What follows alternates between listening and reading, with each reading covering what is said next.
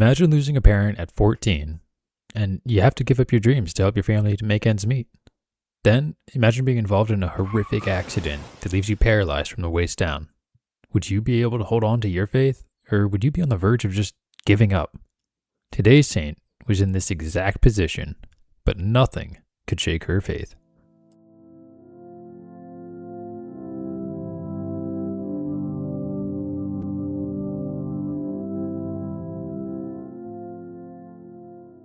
Howdy all, and welcome back to another episode of the Sanctified Podcast, the show where we explore the stories of various saints throughout history and learn about what they did and how we came to recognize them as saints today.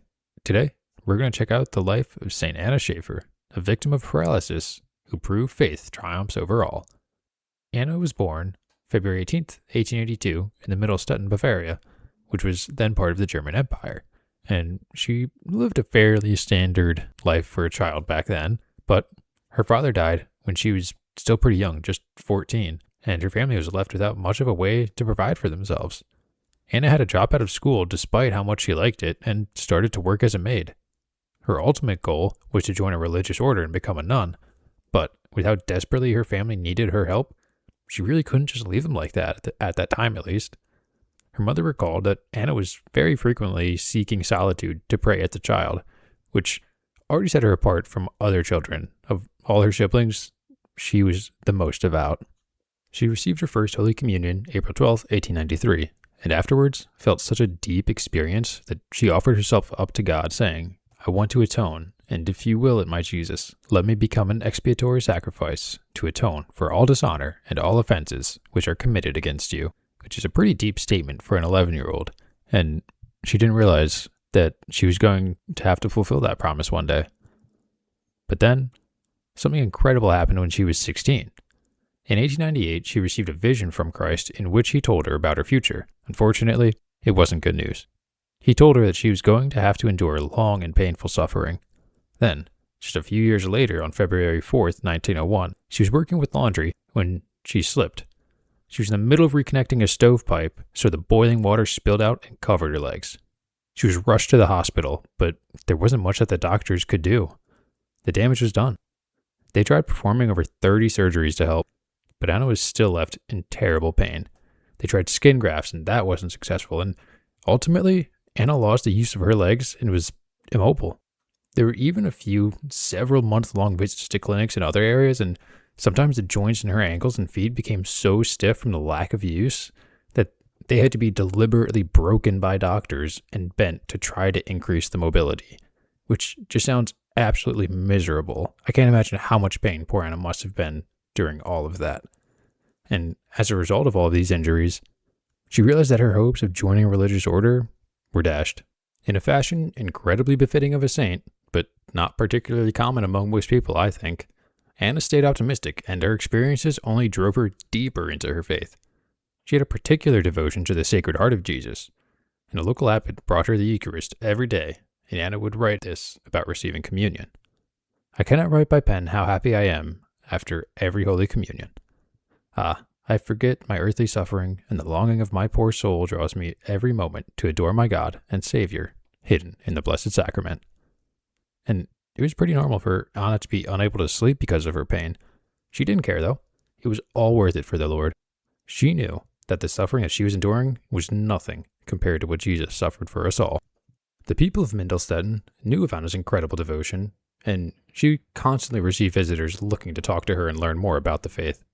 They were comforted by what she told them, and a French writer once wrote about how even the people who formed a negative opinion about her would always change their minds after they met her. Also, when she wasn't praying or being visited by people or reading and responding to letters, she was knitting clothes for her friends. She felt that those were her 3 keys to heaven: her suffering, her writing, and her knitting. And then, starting in 1910, something happened that only a few have the honor of being blessed with, though I could see how some wouldn't consider it a blessing. In a vision, Anna saw Jesus, and he told her that at some point in the future, when she received communion, she would feel the pains of his holy passion, with which I have redeemed you, miserable nothing, suffer, sacrifice, and atone in silent secrecy.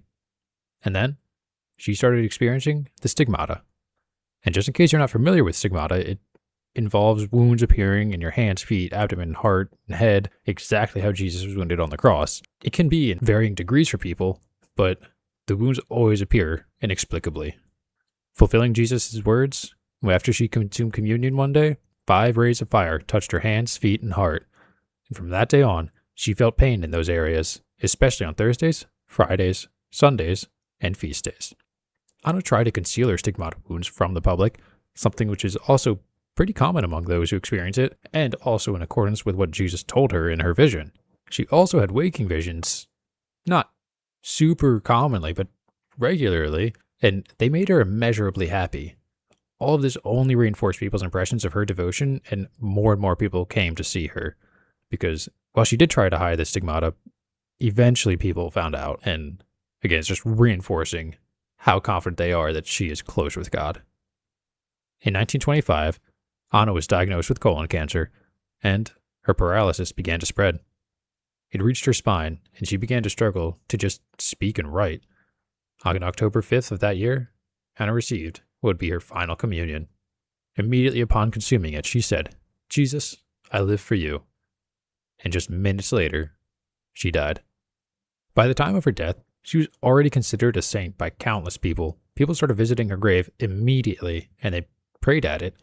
Since 1929, there have been over 15,000 miracles reported being associated with people visiting her grave and praying. In 1998 alone, 551 miracles were recorded through her intercession in the parish of Mindelstetten. Just Mindelstetten, not globally, just that one parish. In 1973, her cause for beatification began, and over 20,000 letters and testimonies were submitted as part of the examination, and she was subsequently beatified on March 7th, 1999. Then, in 2012, Anna was canonized on October 21st. She's the patron saint of disabled and bedridden people and for accident victims. Her feast day is October 5th. And I know 15,000 miracles is a lot, so here's just a couple to give you a glimpse of what she has done. On March 13th, 2013, a woman was admitted to a hospital because water had begun accumulating in her lungs, and her kidneys stopped working. She received her final rites because she was certain that she wasn't going to survive long, and doctors weren't really having much success in trying to help her. A priest came to her, and then with some others, they began praying a novena to Saint Anna Schäffer. After a week, she actually began to recover, even though nothing had been done except praying the novena. Doctors didn't give her medicine or perform any other operations. Then, a few weeks later, the water was totally disappeared from her lungs, and her kidneys were back to normal. She was absolutely healed, and back to how she was before. On another time, December 23rd, 2012, there was a man who was taken to the doctor because he was having problems with his nervous system. He became 90% paralyzed, just as Anna Schäffer had once been. The doctors tried all that they could, but nothing helped. Without anywhere else to go, they turned to the one true healer and prayed. They prayed for Saint Anna Schäffer's intercession, and 4 weeks later, he was transferred and they tried something new. This was the answer to their prayers. The new therapy started working, and the paralysis began to disappear, and then the man could walk again. The family regularly visits Saint Anna Schäffer's tomb and thanks her in their prayers to this day. If you have any questions, please let me know, and I'll do my best to answer them. So what do you think of Saint Anna Schäffer? What about her conviction to her faith after her injuries? I hope you found her story interesting, and I look forward to learning your thoughts on her. Thanks for listening. And thank you again to Jeffrey Chavez for recommending that I look into Anna. She has such an inspiring story. Nothing stopped her from loving God, and it's just incredible. If you'd like to support the channel, you can subscribe, download the episode, like, comment, share it with your friends, or send me a suggestion on a saint to check out by emailing me at sanctifiedpodcast@proton.me.